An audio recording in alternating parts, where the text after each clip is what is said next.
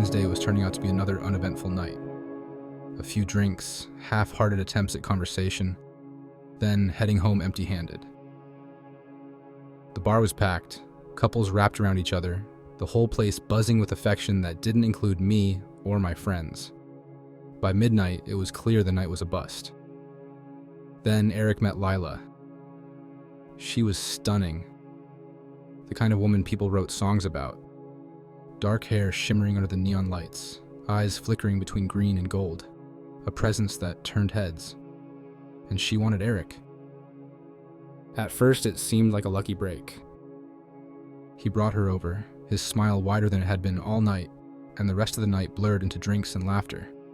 But something about her lingered, settled under the skin like a splinter. By the next day, Eric was whipped. He stopped responding to messages right away. His usual quick wit had dulled. And Lila was always close, hands brushing against his skin, lips murmuring against his ear. The way he looked at her, like nothing else existed, was creeping me out. One night at a small game night, the unease sharpened. We were all drinking, playing cards. She curled against Eric, whispering something to him, and then turned her gaze toward the room. Her eyes locked onto him first, then drifted, settling on me. A slow, knowing smile. Amusement flickering at the edges. When Lila turned to Eric, her lips curling, she asked, "You love me, right?" "Of course," he said without hesitation. Love? I thought to myself. They just met. She leaned in, pressing a kiss to his jaw, then tilted her head toward me. "Would you hit him if I asked you to?" Eric blinked at her, then laughed. "Come on," she purred. "Just a little slap. For fun." I gave an awkward chuckle, looking between them. "Is this a joke?" She only smiled. Eric hesitated for a fraction of a second, before his hand twitched.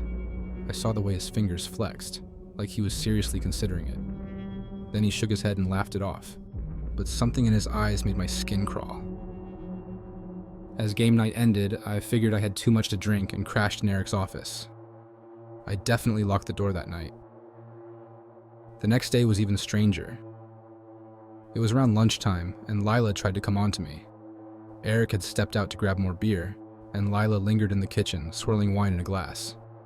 "You know, he really likes you," she mused. "Talks about you all the time." I raised a brow.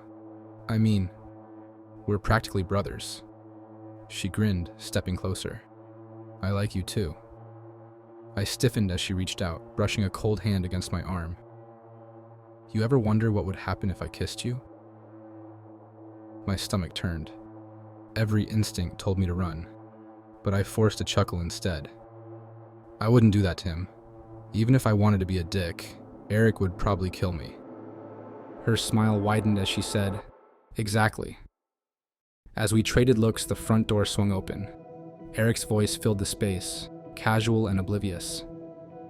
Lila stepped back smoothly, like nothing had happened, and melted against him as he entered. I didn't like this woman. I stepped out after that. I went and met my friend Caleb at the bar. I was venting quite a bit about the whole situation, but he barely looked up from his beer. He only half listened at first, nodding along absently as I told him about Eric's strange behavior. But when I described Lila, her unnatural beauty, the way Eric was losing himself, he let out a low chuckle, shaking his head. "Sounds like Eric reeled him in a siren," he muttered, swirling the last of his drink. He said it like that was a common expression. I raised a brow, expecting him to elaborate. He began saying there were things out there that fed on love. Real, nasty, obsessive love. He went on to say it was one of those stories his grandpa used to ramble about after a few drinks. A siren. He signaled the bartender for another round, completely unfazed. "Always started with a kiss," he continued, tapping his fingers against the table. "That was the hook. After that, they didn't have to do much. People would tear themselves apart trying to keep him happy. Gramps was a drunk and a nut, though. Used to say the only way to get rid of one was a bronze dagger tipped with blood from someone under the spell. Real mythic sounding shit. I swallowed hard. I had a knife my dad had given me when I moved out. It sat in a drawer, practically untouched. I wasn't 100% sure it was bronze. My stomach twisted at the thought. Was this really happening, or was it really just some weird infatuation she had on him? He didn't even notice the way my grip tightened around my glass. To him, it was just a story. Some ridiculous ghost tale slurred over cheap whiskey, but something about it twisted in my gut. Something that made too much sense. Caleb knocked back his drink, completely oblivious. Anyway, you should tell your boy to take a break from dating. Seems toxic to me. I nodded, forcing a laugh, but my mind was already somewhere else. I guess he did notice my tense expression because he commented again that these were just stories, and his grandfather drank a lot. That night, I confronted Eric. Lila wasn't there, surprisingly, but she was on her way over for date night. I told him what I knew. He barely reacted.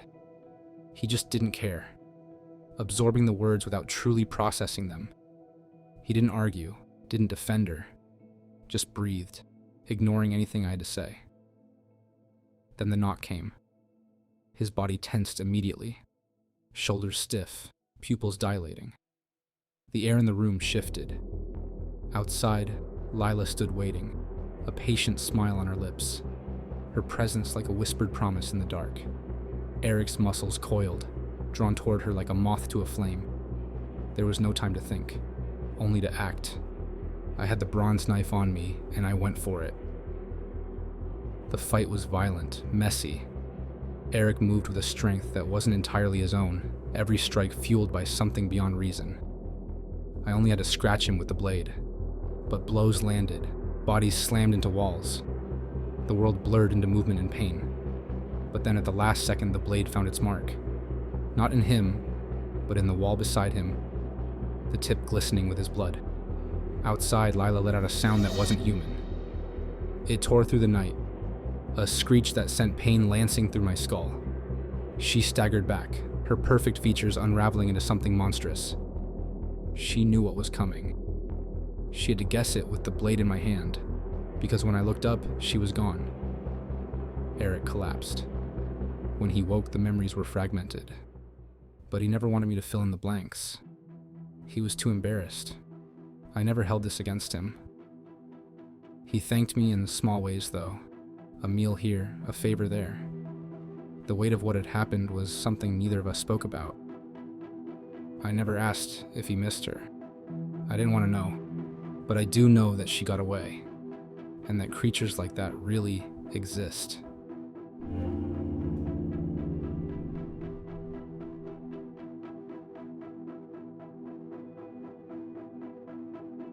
I always thought my roommate, Daniel, was a level-headed guy.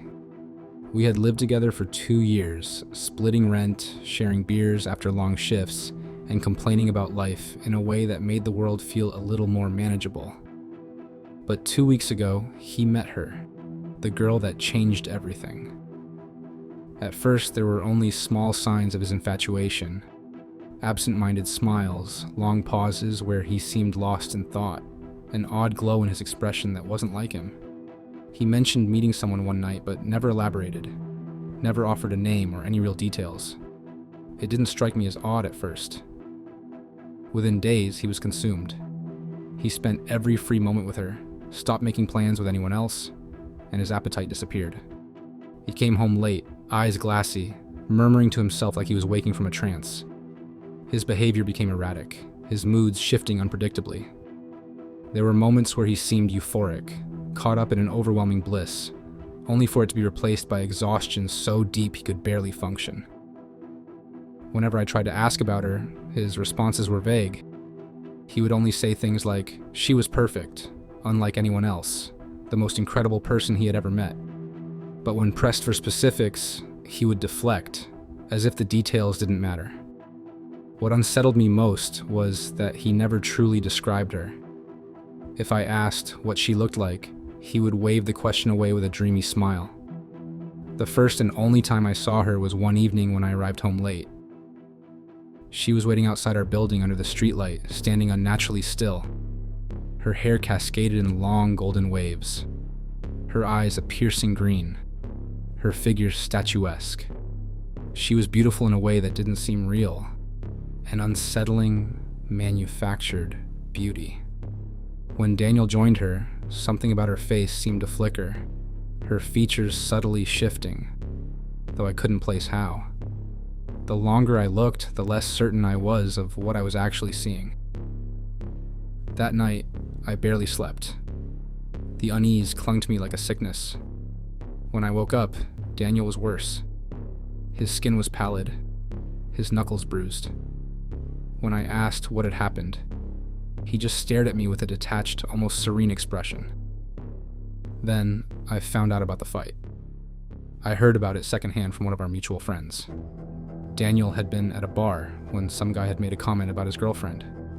A stupid, offhand remark, the kind most guys would just shrug off. But Daniel didn't shrug it off. He snapped. He tackled the guy without warning, his fists relentless. People said his eyes looked crazy, like he wasn't even aware of what he was doing. The only time he stopped was when she finally stepped forward and touched his arm.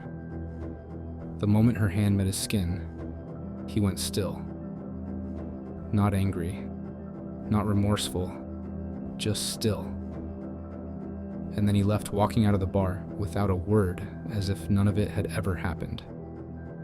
It was obvious that something was seriously wrong. I laid in bed trying to figure out what was with him.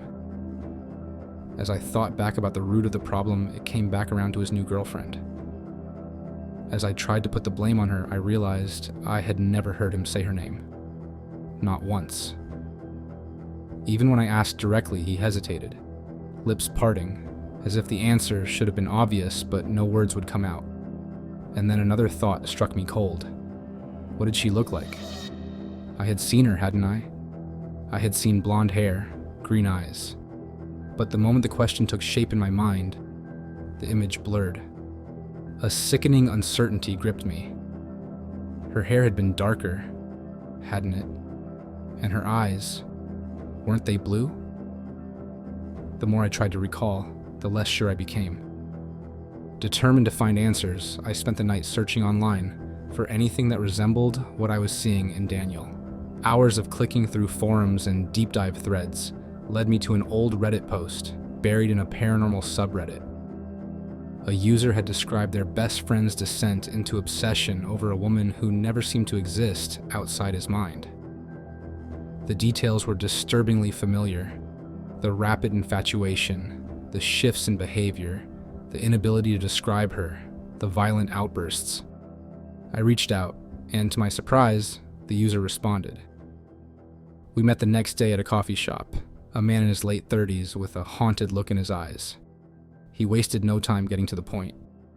He called it a siren, not the kind from old myths, singing sailors to their deaths, but something else. A creature that could take on the perfect form for its victim, weaving its way into their mind until nothing else mattered. Once it had its claws in, it would feed, not by drinking blood or stealing life, but by making its victims do unspeakable things for love. The more they proved their devotion, the stronger it became.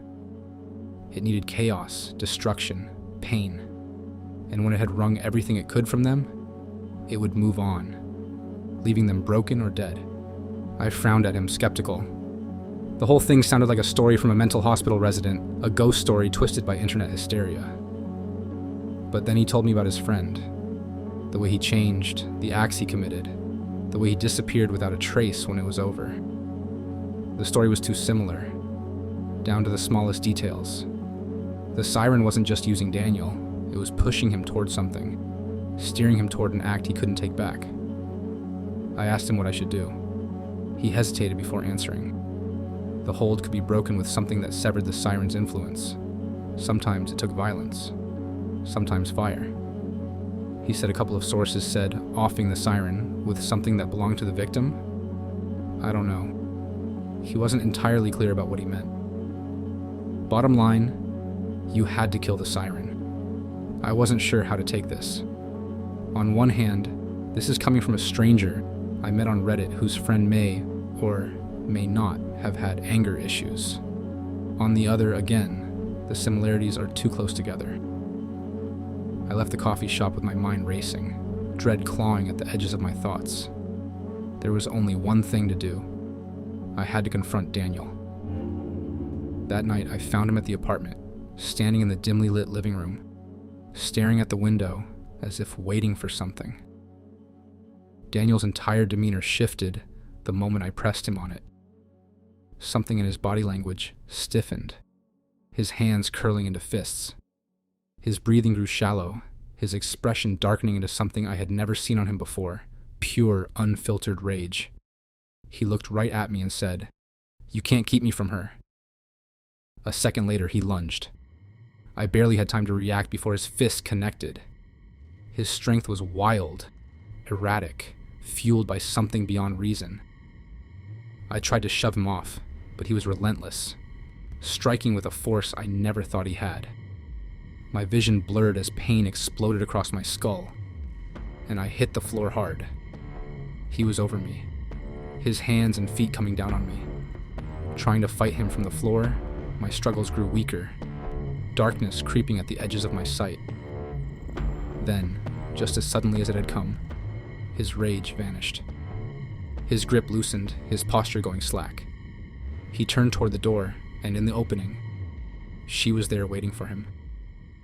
I know I was fading fast, but I still could not get a clear look at her appearance. I never saw him again after that.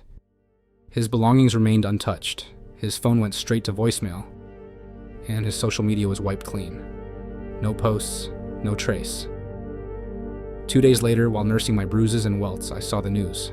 A young man found in his car, parked near a lake just outside of town. The cause of death was described as an animal attack, the kind that suggested something had torn through his skin. His body was found alone, but witnesses swore they saw him with a woman that night, and every single person described her differently.